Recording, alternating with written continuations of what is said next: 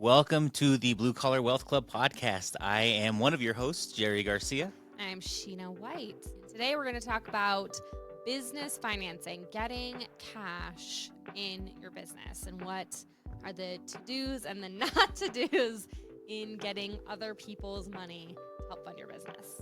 Sure, there's a lot of reasons why you may need an influx of cash in your business. A lot of times it just has to do with lengthy AR, really just waiting for a lot of payments to come in, and you still have all that overhead, you still have payroll to make, you still have lots of payments to make on your end for new jobs, for new services that you're providing, while you still need this influx of cash to take care of all that right now while you wait for that money. Yeah, I always tell my clients you can't pay your bills when your money is in other people's bank accounts.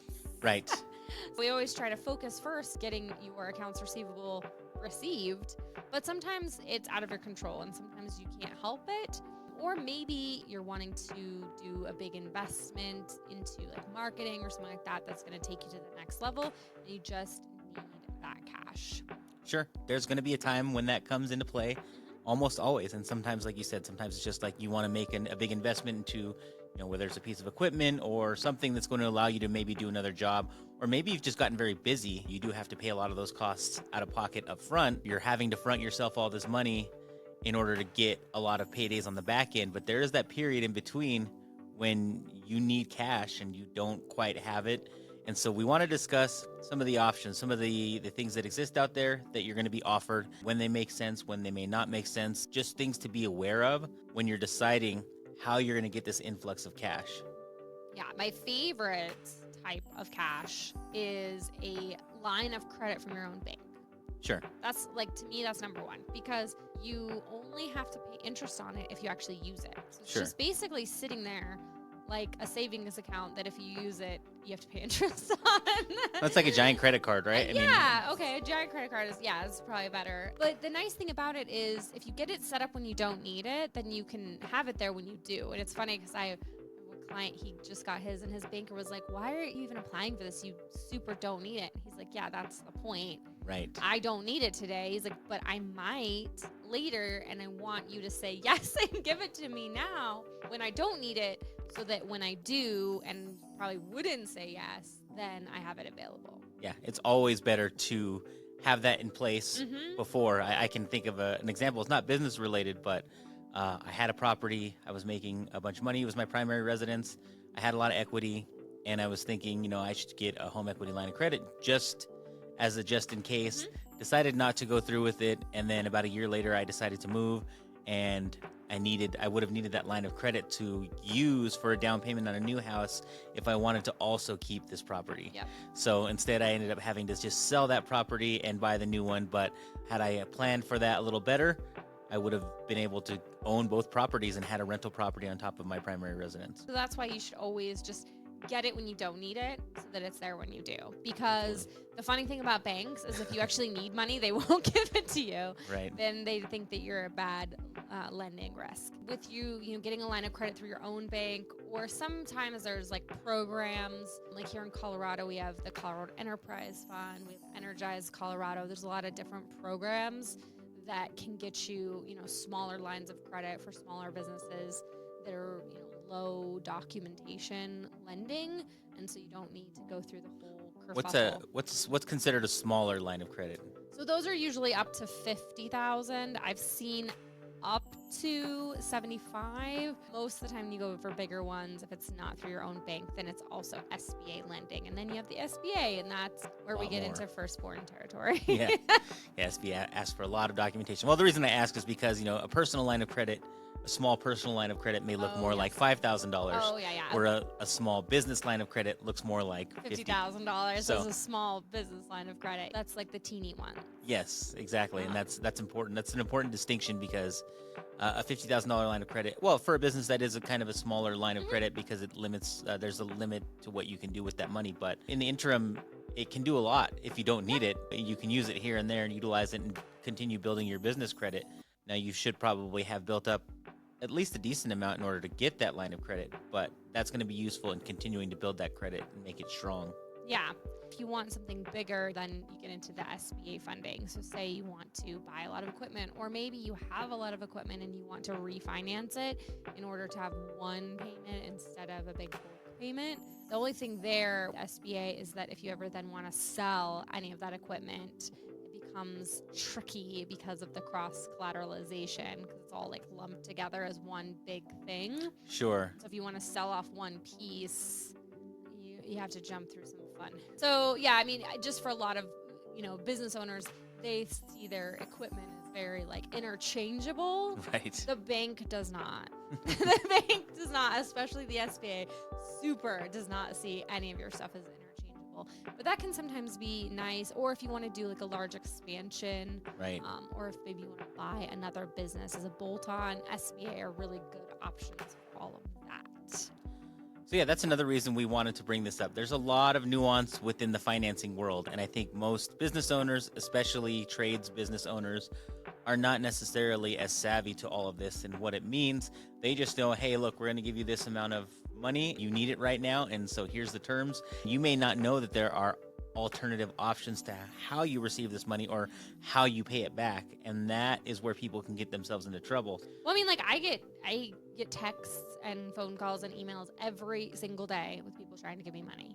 Sure. And I would say 99.9% of them are all what's called a merchant cash advance, or MCA, receivables funding. So basically, they're lending you money on future cash flow. These are the ones that you see where they're like, hey, we can get you this much tomorrow. Right. Right. And you just basically send them a couple bank statements, and then boom, they're going to give you all this money. And it seems too good to be true. And that's because it straight is. It's a recipe for a downfall, in my opinion. I'm super against merchant cash advances most of the time. Because first of all, they're not really charging you interest, they're charging you fees. So they can charge you huge amounts of fees, and whether you pay it off in, the longest amount of time or the shortest amount of time, you're paying the same. And a lot of times those fees, I have seen those fees be as much as 100%. Literally, they gave somebody a certain amount, we'll just call it like 50 grand, and the payback was 100 grand. Sure. No joke. That's literally, you're doubling up their money. But what is that payment period, right? You're usually having to pay that back. Usually the payback period is super short too. Right. So they might give you, so they're going to give you 50 grand, but then you need to pay them back 100 grand in the next 6 months. Right. And that's a big distinction, right? Yeah. Because if you ever look at your mortgage paperwork, you may be borrowing, and a lot of times if you're putting the minimal amount down and based on your interest rate, you're usually paying back more than twice what you borrowed. But that's over the course of 30 years. 30 years, though. Yeah. And it's very front-loaded to how much interest you're paying. So that's why saying paying back double, that can work in some cases, because that over a long period of time works out to being reasonable. When you're talking about having to pay double back in 6 months, well, what are you going to do in the next 6 months that's going to change your business cycle from having needed this business, this money, this capital right now, to then all of a sudden 6 months later, you are now flush with cash and you'll never need to do that again? Well, and then the thing is too, it's always about the cost of the money, right? On the mortgage example, if you pay it off early, you pay less interest. Right. You don't pay that double. With with the merchant cash advances, it's a fee. It's not technically interest. Right. So you owe it the minute you sign that document. You owe that complete amount to them. Sure. And I've seen some crazy things happen, and yeah, 100% they want their fee, the entire amount, whether no matter how quick you pay it off. The other thing is, a lot of those don't, they're based upon what they think you're going to make. It's a huge payback amount immediately, sometimes daily and sometimes weekly. Sure. And so the thing is too, if you have fluctuations in your cash flow, or say it's a lean week, you still have to pay that payment no matter what. Right. And those payments can be really, really hard. And I've never seen a traditional merchant cash advance work to the benefit of business owner. The only time I've ever seen it work okay is if it's through your actual payment processor and it's just a haircut off the top.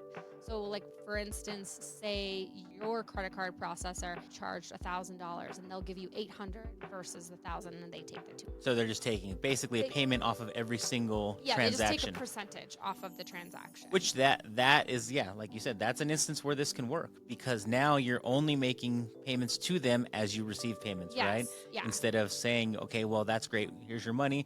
You now owe us $7,000 a week, regardless. No matter what. Regardless of how much business you do. And if you don't, then Yeah, I Yeah. mean, what is the cost for defaulting on a loan like that? On an MCA, I mean, you collateralize it against your business. They can literally, some of them file UCCs. Like, they can take your business for Yeah. real. So they can own your business for you borrowing that money because they've lent against it. And then this is why we feel it's very, very important to understand the terms of what you're signing.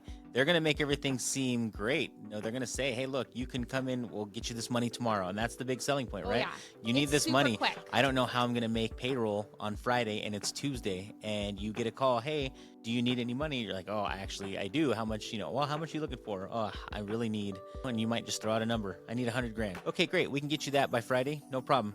You'll be able to make your payroll. No, just send us these couple documents. We'll have everything ready to go by Thursday so you can make your payroll on Friday. You are excited. Oh, great. Now I don't have to think about this. You sign the paperwork. The bill starts coming.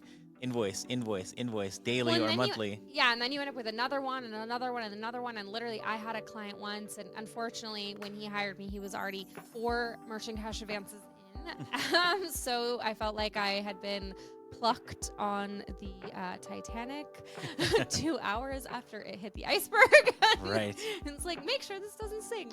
Well, sorry, I am not God. Here's a bucket. Right? I'm like, did not end up working out well. But the biggest thing is, it's like, because once you get that first one, then you're even in a more difficult cash position. So then you get the second one, and then you get the third one, and it just ends up on this cycle. It's like payday cash advances. Right. Like, think about it. The government limited them because they said that they were predatory and they were putting people in a worse cash position in their personal finances. Merchant cash advances are the same thing. For me, I'm so against them. Like, I even had a coach, and she was trying to get me to invest in giving people these, and I was like, no, I won't do it. And she's like, but you can make all this money. I'm like, I don't care. I'm not going to put my money into helping predatory lending happen. No, Sure. Ain't happening. Yeah, and that was one of the things I was going to bring up. The opportunity is there for them to make a lot of money off of you. Yeah, but what does it do for your business? It just creates this snowball effect where this happens in people's personal finances too. And it's happened to me in the past where I'm really struggling to make my payments. My credit cards are maxed out. So you know what I do? I am able to take out a personal loan to pay down that credit card balance. But if you don't adjust your spending, guess what happens? That credit card balance goes up again. Then you take out another personal loan and you just keep stacking on additional payments, hoping that all of this is going to lead to a time when you're making more money to pay all this debt down. Happens both ways in business and in personal. And if you don't have a clear plan on how to make this work, then it's not necessarily going to work out in the end. If you get in a position where you need some capital, there's MCAs are there to help you, but you have to have a very specific plan in how you're going to get that debt paid off to the other side, where you don't need to grab another one right away to continue to make payroll. Because otherwise you just have a business that's losing money. Yeah. And you're just trying to keep it afloat for as long as possible by borrowing money from other people. Yeah, we want to plug the holes in the boat, not just keep bailing out, right? Because if you're so busy bailing out, the merchant cash advances are shoving more holes in your boat. You're going to have to bail faster. Take a second, stop, plug the holes, then bail out, so that we're not just creating this cycle that's keeping going more and more and more. Well, once again, this is a great reason to have something like a line of credit in place already while your business is flush with cash. Yeah. So that if you come into the situation, okay, great, I can do this, I can plug this hole, you're only paying the interest on that, on that balance that you've used, and you can then pay the principal back as you need to. Yep. You have that line of credit available to you again, and this gives you a lot more options. What are some alternative options besides the line of credit and MCA? Well, I mean, you can have your own cash reserves. You can have your own money. So, like, in the book Great by Choice by Jim Collins, which is like one of my favorite books ever, he talks about having large cash reserves, and actually he uses Microsoft as an example. And to this day, Microsoft has 12 months cash reserves. So literally, if Microsoft did not bring in one single dollar for the next 12 months, they could still pay all their bills. And this is something that Bill Gates started from day one. And he actually credits this as being one of the main reasons that they survived and that they thrived no matter what the economy is and no matter what's happening. Why they're such a huge company today is because he was such a crazy person about making sure they had 12 months reserves in the bank at all times. And as they grew, their reserves grew. He was very adamant about it, and he credits that for being able to make decisions and not be afraid, because he did have so much money in the bank. And being able, the more money you have, then you have options, right? You can buy a business when it comes up for sale and not have to wait, that you've been looking at or that is a great idea. If a great piece of equipment all of a sudden comes on the market, it's a great deal, you can say yes. You don't have to go through these things. So having your own cash reserves, I would say, is probably number one. That's number one for That's sure. so number one. Like, build up your own cash reserves. And Jerry can attest, I am obsessed with cash reserves. Maybe a little too obsessed. What that requires and where that becomes difficult takes a lot of discipline Yes. from you in your, it takes discipline and budgeting. You, as you're running your business, I can buy this, like you said, this piece of equipment comes up, I can buy it right now. And you can do that if you've already saved up some. But if you continue to do that where, okay, you've got to the point where you have 2.5 months of reserves, oh, here's a piece of equipment, and then you get back to 2.5 months. If you keep doing it, that discipline isn't really there because you're just spending it. And the discipline up front to get you to that position can make your life so much easier down the line, to being able to survive slow seasons, as we just talked about in a previous episode, being able to survive any sort of unexpected costs that you may not have planned for. Just be ready to kind of face these challenges. Yeah, and just knowing that there's going to be ebbs and flows in your money, but just having that, just start with trying to get 1 month cash reserves, then 2, then 3, then 4. Like, don't overnight be like, I need 12 months, because that's just unrealistic. But if you just start that train, then it can build on itself. And then you can say, okay, maybe I want to go and do this, and it's going to take a month's worth. But you still have 10 months left. And there's a lot of fun things. Cash reserves, I would say, then lines of credit, having that as kind of backup. So I would say have 3 months cash reserves plus a line of credit is like exactly where you want to be. 2, once you have that and you've shown that to the bank, I have this many months of cash reserves, I have this much in a line of credit, they're going to be more willing to give you great rates on things like equipment and trucks and whatever you want, or potentially, buying a bolt-on, things like that, because you've proven to them that you know how to run your finances, that you're not, skimming by every single month, that you have this like nice portfolio of money, and that makes them more confident in giving you more of their money. Sure. I want to talk about a different option where if you find yourself in a longer position where you're going to need some capital to make some plays, to expand, to do whatever, but you can sell equity in your business. You could. You can bring on a capital partner where you say, hey, look, we have some plans to really build and expand on this business. And like you said, you can do this from a bank. You can try this from SBA, try using your line of credit, all this stuff that we've talked about. But you can get into a position where you have what you feel like is a very strong plan for expanding and building, but you just need this influx of cash to make it happen. You could bring on a capital partner and you can give them a percentage of ownership in your business in exchange for that capital. And that's going to be something that's negotiated between you and that capital partner. But that can allow you to bring in that influx of cash. You're not necessarily making an exact payment plan back to them, but you are giving up a piece of your company. So you have to be willing to partner with somebody. There has to be clear kind of delineation on who has a say in the business and who doesn't. If you're giving them 25% of the business, that doesn't mean that they get a vote on how you run it. They own a piece of this company. There just has to be some boundaries and some lines drawn on exactly who makes what decisions and why, and how any sort of disagreement is handled. Take care of all that on the front end, but that influx of cash can be great. If you know somebody who has some capital to use and they're looking to invest in something, you may say, hey, look, I can give you a piece of this business. Discussions of distributions and how they're getting paid, if they're getting paid on an annual basis by guaranteed payments from the company, etc. That it's like Shark Tank. It's very It much is exactly like Shark Tank, because that's what they're doing, right? In Shark Tank, they're going in front of all these investors and saying, hey, this is my business, what I'm doing, and for this much money, I'm going to give you this percentage of my business. This is exactly the same. You can do that too. You don't have to get on Shark Tank. Anybody can do this. But just like on Shark Tank, these investors, there's a reason they have money to give you. They're pretty smart with it. They're savvy. So you have to show them your great financials. You have to show them your plan. You have to show them why them giving you however much money you want that not only they're going to get that back, but it's also going to make them money, and that it's not just going to be giving you money for fun or Right. for it to just go away or because you couldn't figure out how to make your payroll. Yeah. The Obviously, other money's benefit expensive. to bringing on a capital partner is somebody who does have that money tends to be a little savvier on the Yeah. financial side of the world. If you get into a position where you're unsure of something, you have another person to bounce ideas off of now and say, hey, look, we're in a tight spot right now. Here's what's going on. Here's my thoughts. What do you think? And they may have a solution that you hadn't thought of, or they may have another outlet that you may not have realized existed. Bringing on a capital partner can have a lot of benefits too. Just bring somebody on as a consultant in exchange for some equity in your business. Right now, we're talking about just the capital aspect of it, but there's a lot of instances where having that additional party on board can be incredibly useful. Yeah. Well, I mean, that's the other reason people want to go on Shark Tank is because of not just necessarily for the money, but networking and Distribution channels, yeah, all the connections that the sharks have, right? I absolutely. mean, everybody wants to be on QVC, wants to work with Lori because her and QVC are like, "Whoop," they're tight, you know? So it's like all those different things with ways we can not only get this money, but have somebody who can help us. There's a lot of fun ways to get money. Just think outside the box and say yes to the first person who calls you. Yeah.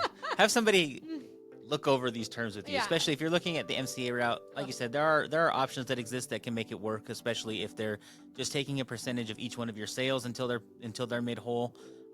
That one seems to be the best option, but Out of those, yeah. look at the terms. I mean, have somebody help you if you don't understand it. Don't be afraid to ask for help. Reach out to somebody and say, hey, look, somebody offered me this. Here's where I'm at. Like, does this make sense for me? Because a lot of times by taking something that just falls in your lap, you're usually putting yourself in a worse position, and you're only just kicking that rock down the road a couple weeks before you have to feel the pain of the repayment. Yeah, exactly.